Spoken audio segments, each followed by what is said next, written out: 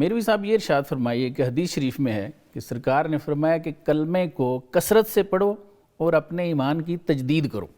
تو اس سے کیا مراد ہے سر؟ جی بالکل پروفیسر صاحب، دیکھیں جیسے کہ پہلے بھی حدیث مبارکہ بیان ہو چکی ہے، جی، افضل الذکر لا الہ الا اللہ وافضل الدعاء الحمدللہ، الحمدللہ، ٹھیک، یہ الفاظ بھی ہیں اور بخاری شریف میں اس طرح بھی ہیں، افضل الذکر لا الہ الا اللہ وافضل الدعاء استغفر اللہ۔ بالکل ٹھیک ہے، کلمہ شریف کو بار بار پڑھیں اور اپنے ایمان کی تجدید کریں، جی، یعنی بار بار اپنے ایمان کو تازہ کریں۔ سبحان اللہ۔ اب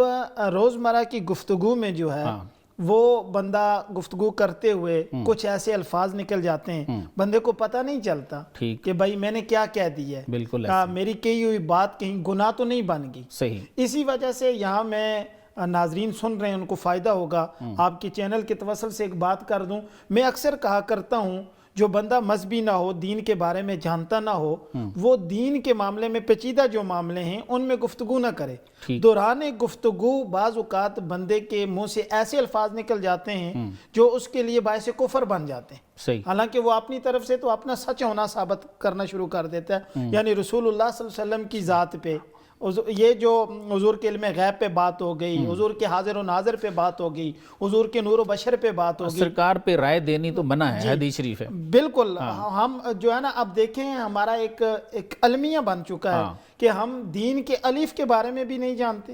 ہمارا وہ مشعلہ ہی نہیں ہوتا، ہماری وہ فیلڈ ہی نہیں ہوتی، لیکن رہنمائی کر جاتے ہیں ہم یعنی آپ دیکھیں یہ ٹیلی ویژن پہ بیٹھ کے میں اس لیے عرض کر رہا ہوں آپ کے چینل کی وساطت سے تاکہ کسی کو یہ ہماری بات پہنچے، اسے فائدہ ہو جائے، میری اور آپ کی بھی نجات بن جائے۔ اب دیکھیں نا ہمارا وہ شغل میلہ ہوتا نہیں ہے، گاڑیوں کے وہ قابل کسنے والا، اسے شاید کہ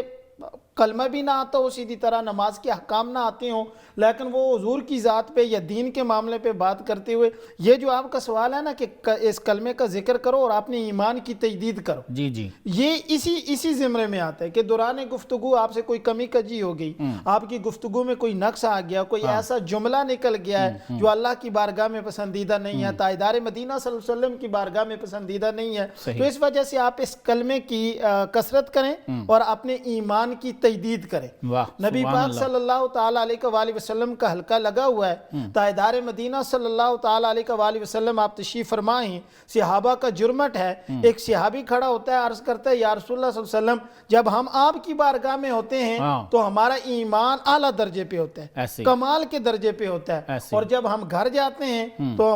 ہمیں جو ہے مختلف وسوسے آتے ہیں، مختلف معاملات ہوتے ہیں، ہمارے ایمان کی نوعیت وہ نہیں رہتی، یعنی ہمارا ایمان گھٹتا اور بڑھتا رہتا ہے۔ تو نبی پاک صلی اللہ تعالیٰ علیہ وآلہ وسلم نے فرمایا کہ ایمان گھٹتا بڑھتا رہتا ہے، مومن کی ایسی بات کوئی نہیں ہے، اپنے ایمان کی تجدید ایمان کرو، یعنی اس پہ آپ کلمہ طیبہ کا بار بار ذکر کیا کرو۔ اس کلمہ طیبہ کی پروفیسر صاحب قبلہ اتنی فضیلت ہے جتنی کوئی بندہ بیان کرنا چاہے بیان نہیں ہو سکتی، اس کے فیوز و برکات و ثمرات اتنے ہیں، اگر بندہ ان کو حاصل کرنا چاہے حاصل نہیں کر سکتا۔ یہی وہ کلمہ ہے جو ہمیں نبی پاک صلی اللہ تعالیٰ علیہ وآلہ وسلم کے غلاموں میں ہمارا شمار فرماتا ہے، اور یہی کلمہ ہے حدیث پاک کے اندر آتا ہے جس کا آخری کلام ہوگا لا الہ الا اللہ، سبحان اللہ، اور اللہ تبارک اس کا خاتمہ اس پہ ہوگا، وہ تازہ ایمان کے ساتھ جائے گا، تازہ ایمان کے ساتھ جائے گا، جس کا خاتمہ ہوگا لا الہ الا اللہ محمد رسول اللہ، اللہ تعالیٰ اس کو جنت میں داخل فرمائے گا۔ یہی تو اس کلمے کے، یہی آپ کے سوال کا جواب ہے۔ بالکل ٹھیک۔